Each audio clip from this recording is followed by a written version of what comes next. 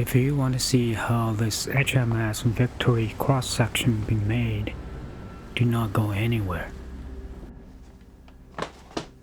This 1:98 scale model kit is from Corel. It is an older version and I got it from a garage sale. According to the gentleman, he purchased the kit like more than 40 years ago. Surprisingly, most of the parts are still intact. The instructions and the drawings are in very good shape. The fittings are still sealed in the plastic bags. The only thing I find was that over 40 years, the timbers are a bit too dry and the rubber band can really turn into plastic. I thought this kit was going to be an easy build, which probably would take 2 to 3 weeks to finish. However, I was totally wrong.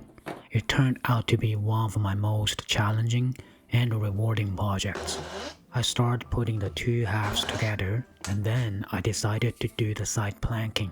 I used a mini hobby saw to cut the planks to the right length. Before gluing the planks, you may want to double check the width at both ends of each plank.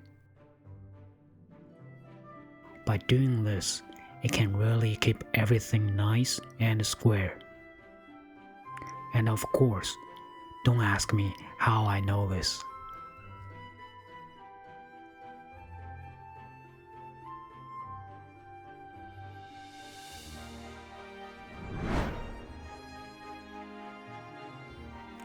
Of the side planking complete, I moved on to planking the inside and working on the decks.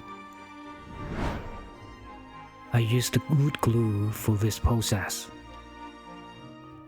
I find out it's very easy to clean if I made a mistake.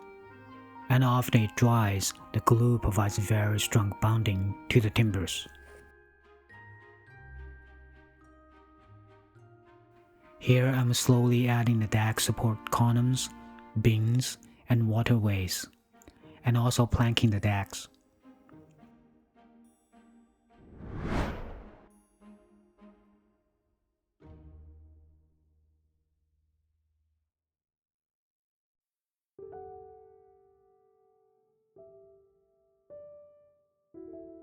There are 5 decks in total. They are weather deck, upper, middle, lower gun decks, and all-up deck from the top to the bottom.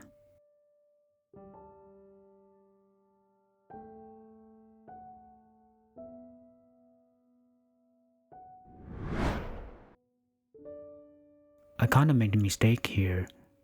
I didn't spot the need for the eye bolts until it was too late. When you're doing this, it will be a good idea to drill the holes before fitting the deck above.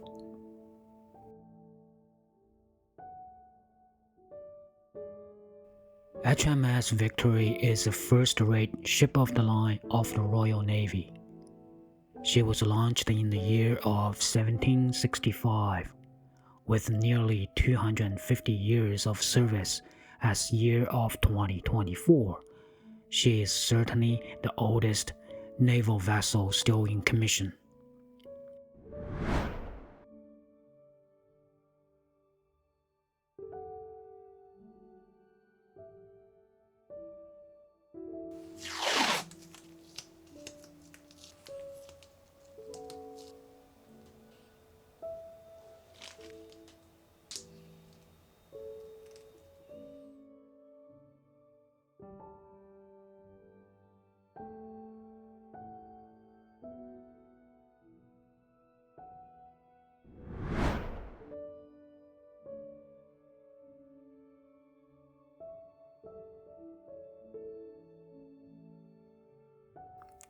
Victory is best known for being Lord Nelson's flagship at the Battle of Trafalgar on October 21st, 1805. Nelson led the British to victory over a combined French and Spanish fleet, but he was shot and died during the battle.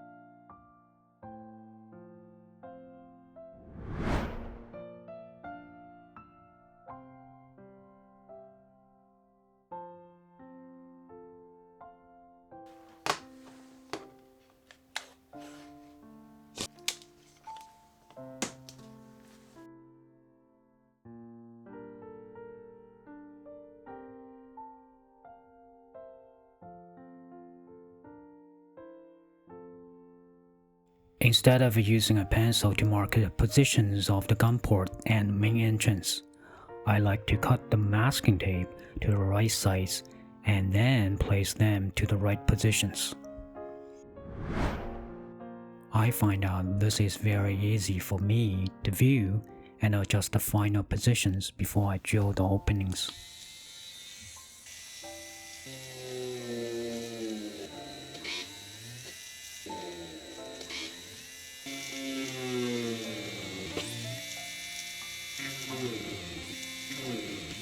A couple of points you may note here. First, use the sharp drill at a fairly high speed. Do not apply too much pressure. This can avoid having the inner planks splintering as the drill breaks through. Second, remember to keep the drill as horizontal as possible.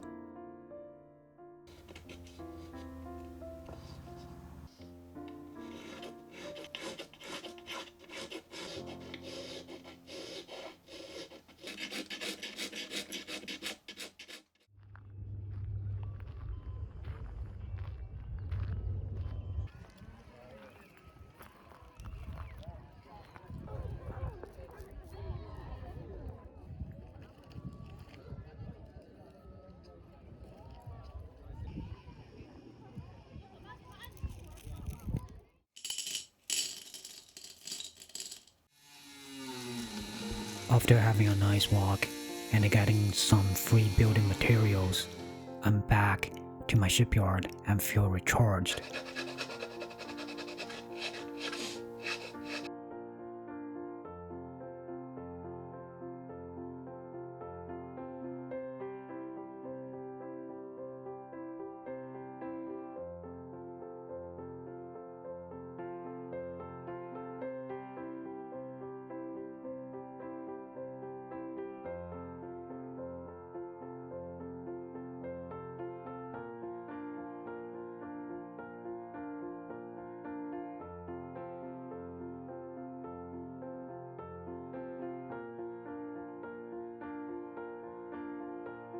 Painting the hull is always my favorite process of each build.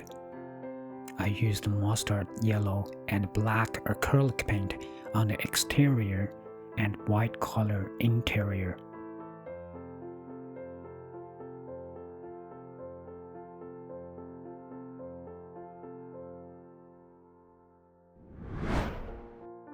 The kit does not come with copper plates. I find this roll of copper plating tape on AliExpress. I think it's very easy to apply. Simply cut the plates to the right size and then stick them piece by piece below the waterline. The result looks not too bad.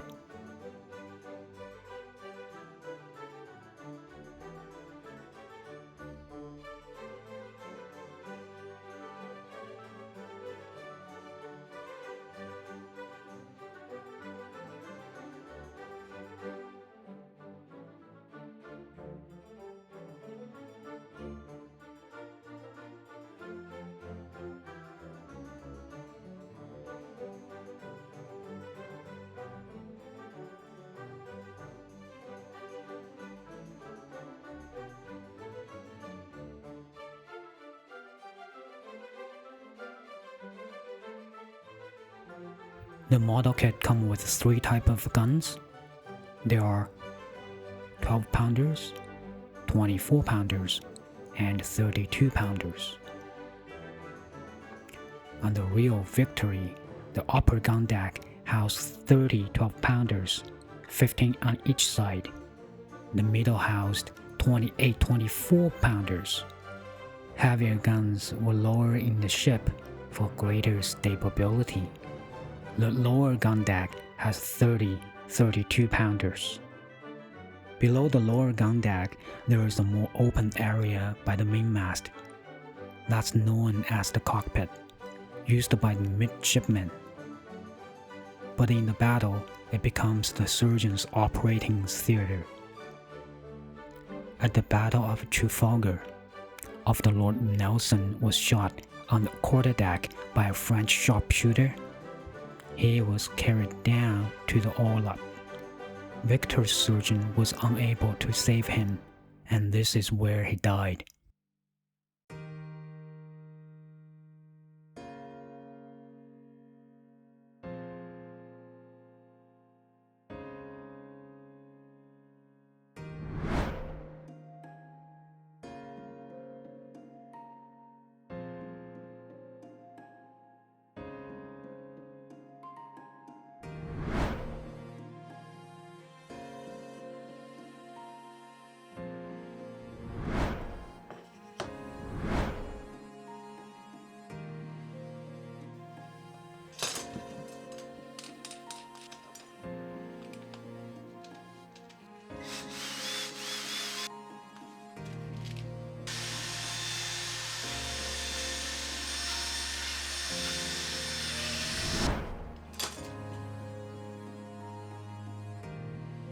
For the mast and yard, Corel described this part of the construction as being the most delicate phase of the whole assembly.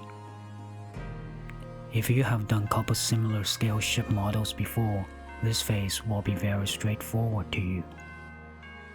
The only key here is that to drive it first before gluing everything together.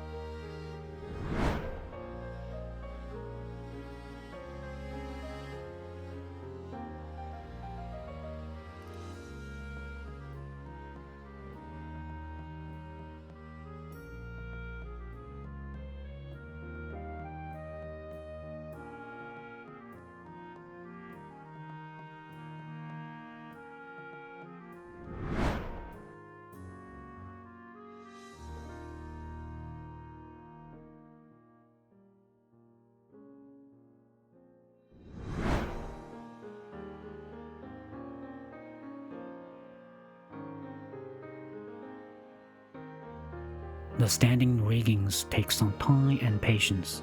However, since it is a thin cross section, it is super easy to work from all different angles.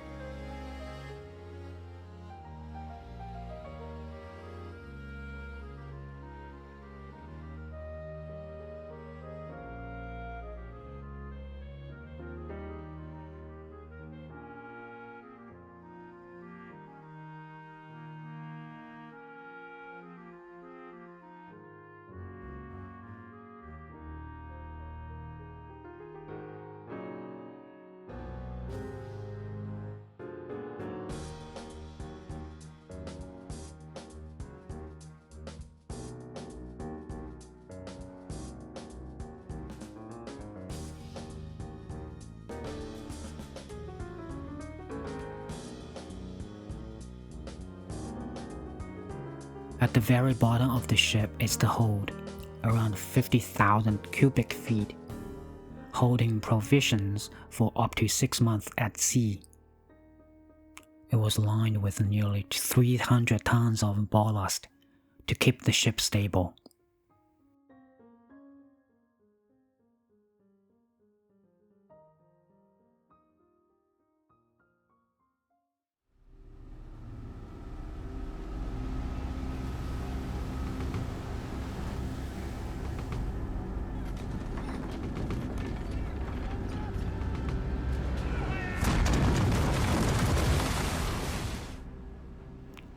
After spending about 200 hours building this model, it was a very fulfilling experience to me. Not only because it is a very well-designed model to assemble that I had enjoyed, but more importantly, I feel like I helped this over 40 years old model kit turn into something it meant to be. I think this may be the true beauty of this hobby. Well, hope you enjoyed this video. If you're looking for more wood model making tips and techniques, or a specific wood model building process, please check out my other videos.